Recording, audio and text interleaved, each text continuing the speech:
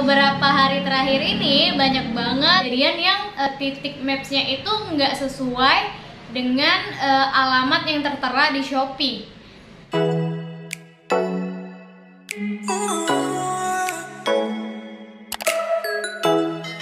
Halo teman-teman YouTube, hari ini aku bakalan sharing lagi ke teman-teman tentang pengaturan alamat kali ya, lebih tepatnya, karena beberapa hari terakhir ini banyak banget kejadian yang pembeli nih atau penerima barang itu kan mesennya lewat GoSend atau lewat Grab Express. Cuma masih banyak banget yang nanyain, itu yang ngatur titik mapsnya siapa sih?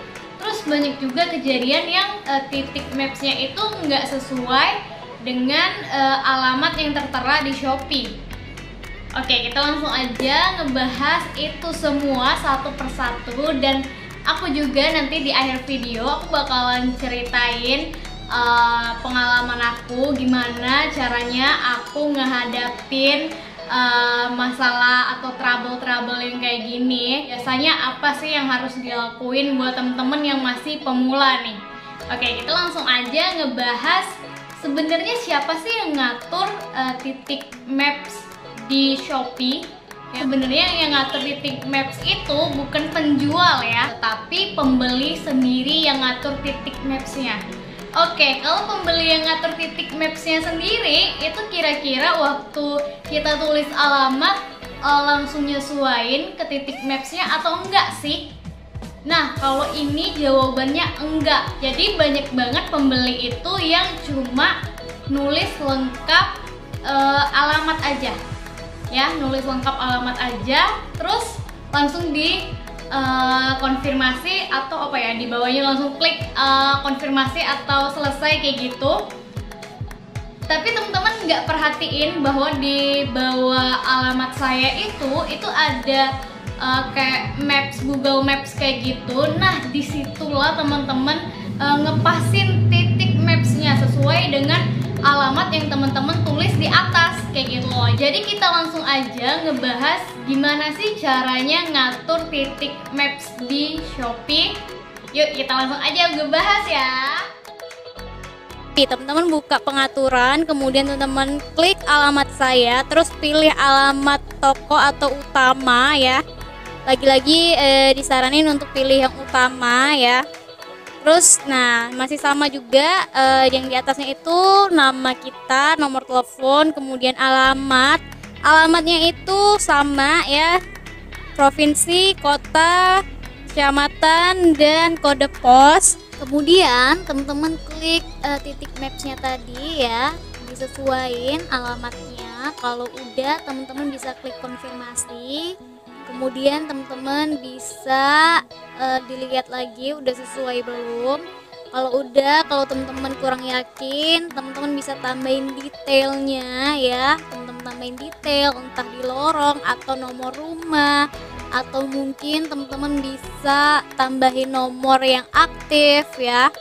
Nah, kalau udah disetting semua, teman-teman bisa klik kirim ya. Oke teman-teman, kita udah ngebahas tadi gimana caranya, so jangan sampai teman-teman salah lagi, ataupun mungkin teman-teman penerima atau teman-teman pembeli itu ngotot mau minta seller yang ngubah titik mapsnya. Kalau di seller, tugas seller itu ya, tugas penjual itu cuma konfirmasi ke penerima ya, konfirmasi alamatnya sudah sesuai belum, karena kita juga untuk penjual itu nggak bisa lihat titik mapsnya. Jadi yang bisa lihat titik mapsnya itu cuma drivernya.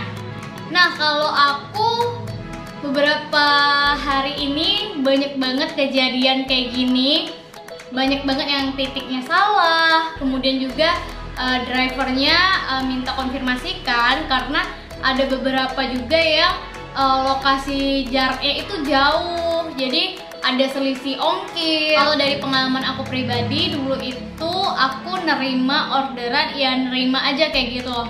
Kadang aku nggak tahu nomor HP penerima itu aktif apa enggak, itu nomor WA-nya atau enggak, alamatnya iya apa enggak, beneran apa enggak sesuai dengan Maps itu.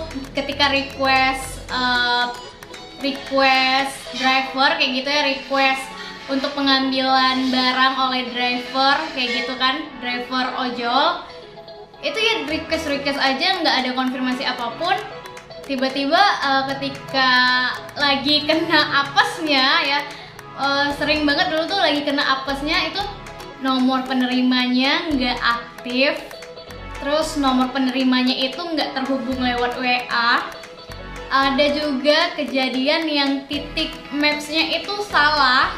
Artinya salah tuh ada yang kayak gini, alamatnya udah benar, tulisan yang alamat yang itu udah benar, terus tapi titik Maps-nya itu salah, dan itu kadang jauh banget. Yang konyol itu ada banget yang nempatin titik Maps-nya di deket wilayah pet shop aku, jadi ongkos kirimnya itu cuma 10.000 atau 8.000, aku juga lupa, tapi nganternya itu ke Soekarno-Hatta kalau nggak salah, ke Suta.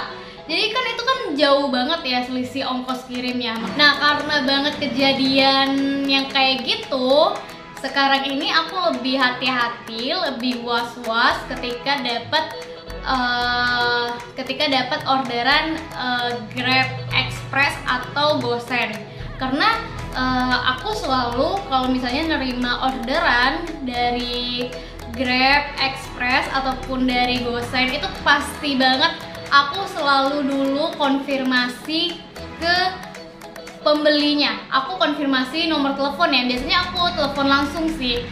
Tapi kalau misalnya 5 panggilan udah aku telepon gak diangkat-angkat atau mungkin nomornya gak aktif, aku biasanya berhenti, gak ngehubungin lagi. Terus aku save nomornya, aku save dulu nomornya, bisa terhubung lewat WA apa enggak. Kalau terhubung lewat WA biasanya aku konfirmasi lagi chat via WA, aku ngehubungin pembelinya. Kalau misalnya nggak ada respon lagi, 2 jam setelah chat atau 3 jam setelah chat nggak ada respon lagi, nah biasanya aku bakalan telepon lagi tuh. Telepon laginya cuma biasanya aku bakalan telepon lagi di jam 12 siang, jam istirahat lah ya. Kalau nggak jam 12 siang, aku biasanya konfirmasi jam-jam 4 sore atau jam 3 sore aku telepon lagi, kayak gitu.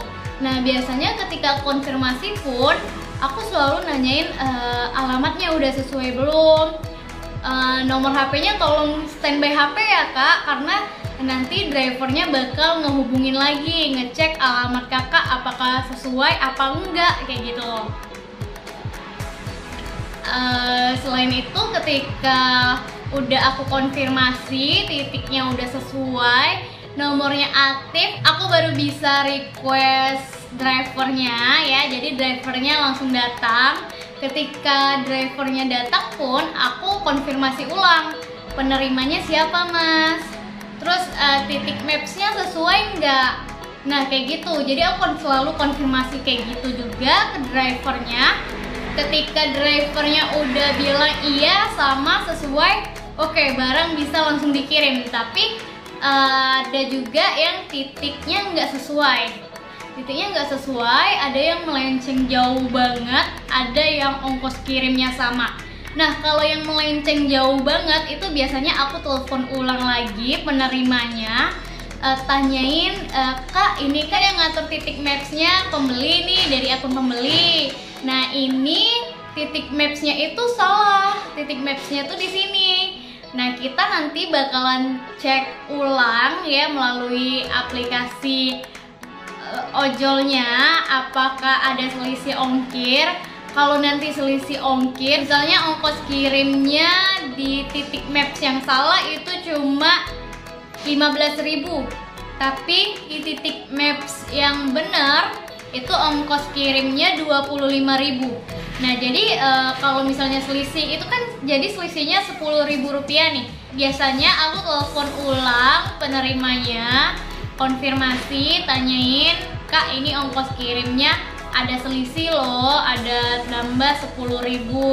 Karena ini kesalahan dari pembeli, otomatis nanti kakak langsung aja tambahin ongkos kirimnya sesuai yang kita udah cek tadi, itu 10.000. Nanti kakak langsung aja kasih ke drivernya.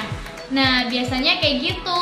Pokoknya intinya itu nomor telepon penjual harus selalu aktif, harus selalu bisa dihubungi. Penjual sama pembeli itu nggak miskom sama sekali. Terus ketika sama driver pun intinya saling jaga komunikasi lah, jangan sampai dilepas banget. Misalnya dapet orderan GoSend ataupun Grab Express itu kayak was-was banget kayak gitu loh, kayak selalu takut kayak gitu karena banyak banget kejadian masalah yang emang salah titik maps. Yang kayak sebelumnya yang aku ceritain tadi, emang banyak banget kejadian kayak gitu. Cuman sekarang aku lebih nyantai karena aku selalu konfirmasi dulu.